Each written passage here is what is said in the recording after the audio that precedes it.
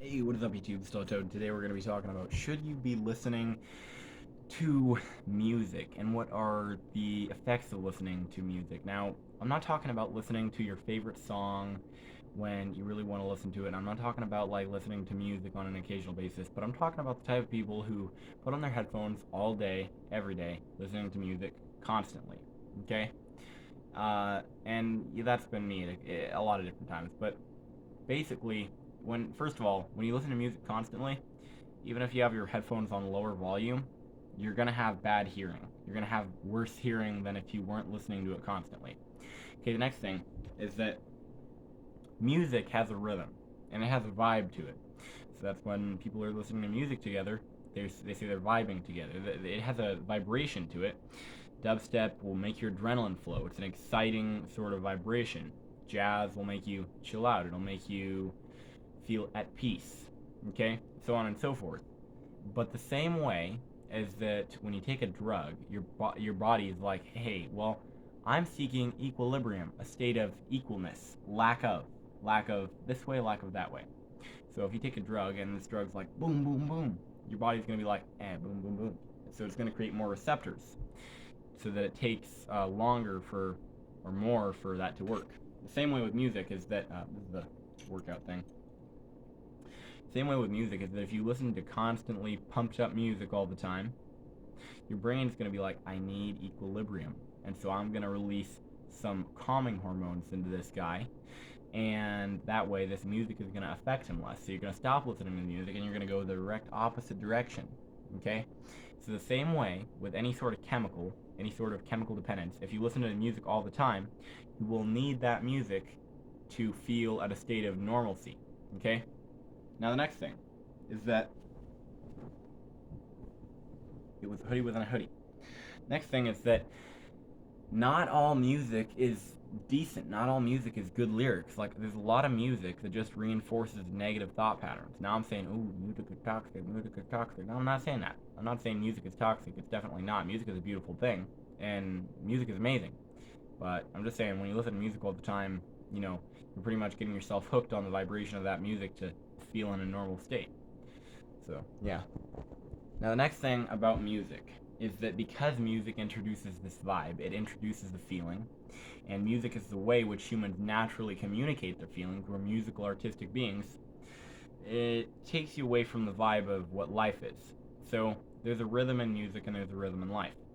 And if you are kind of attaching yourself to a rhythm in a certain kind of music, like dubstep, or jazz, or whatever kind of music that you listen to, you're attaching yourself to that vibe, and it could take you away from the vibe of life itself. Now, being in the flow of life is like being in the flow of prana. When you're in the flow of life, it's very interesting how much things go in your favor because you're almost part of the universe at that point. You already are part of the universe, but you're part of the universe to the extent where everything is in your favor when you go with the flow of nature. Okay? When you're like water. That's what Pisces represents as a star sign. It represents the union of all the other signs into one and the being of like being water. Okay? So being in a state of Pisces, now, I don't believe in astrology or birth signs or any of that because it's stupid, it's retarded, and people who believe in it are normally pretty sketchy. So I'm not saying any of that, but as a symbol, it works. Okay, so being really in the flow of life and music, they don't always mix together. But if the flow of life matches the vibe of a certain song, then you should listen to that song because that will intensify your in the flowness. So yeah. Now, I'm also going to be talking about cloves because I got a comment from a dude named Not So Chatty in the comments of the last video I made about cinnamon helping you sleep. Now, cloves help you sleep too, and I actually just took cloves. Now, cloves have a chemical in them that is a benzene compound. I believe it's some sort of type of benzene, and it's purported to have similar effects to Xanax and some benzodiazepines. Now, I'm not convinced of this because Xanax and benzodiazepines, okay, they will make you have kind of shitty sleep. Now, cloves, when you take now, you don't want to take more than 10 whole cloves, because if you take more than 10 whole cloves, you're reaching the area that you could be causing long-term liver damage. Okay, so And don't take cloves every day either. Because if you take cloves every day, then you're going to be causing yourself liver damage anyway. And, well, at least in a dosage of 10 cloves or more. Like, if you're taking 1 clove every day, you're actually going to have protective effects on your liver. If you're taking 10 cloves every day, you're going to have damaging effects on your liver. If you're taking 10 cloves once a week, you're going to have 0 effect on your liver, pretty much. And so, yeah, eugenol is the active compound in cloves, and it induces vivid dreams. It induces extreme relaxation, like really, really good relaxation, the kind where you just want to get into bed and sleep.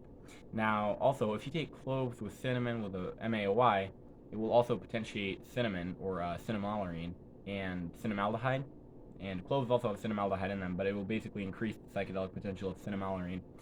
Um, so yeah, that's just a little quick lesson in not overdosing on poison, because eugenol literally is poisonous. So if you take too much cloves and if you take them too often, you're gonna damage yourself. Okay, and don't do that. That's bad. Now the thing here is that there are some people with genetics that literally are not gonna feel the effects of cloves. Um, and to kind of combat that, you can also take a piperine or any other monoamine oxidase inhibitor or MAOI to increase the effects of cloves. And if that doesn't work, just don't take them, because at that point you just have bad genetics, or not bad genetics, but genetics that don't respond to cloves, and you don't want to be poisoning yourself all the time, because that's really, really bad. Okay?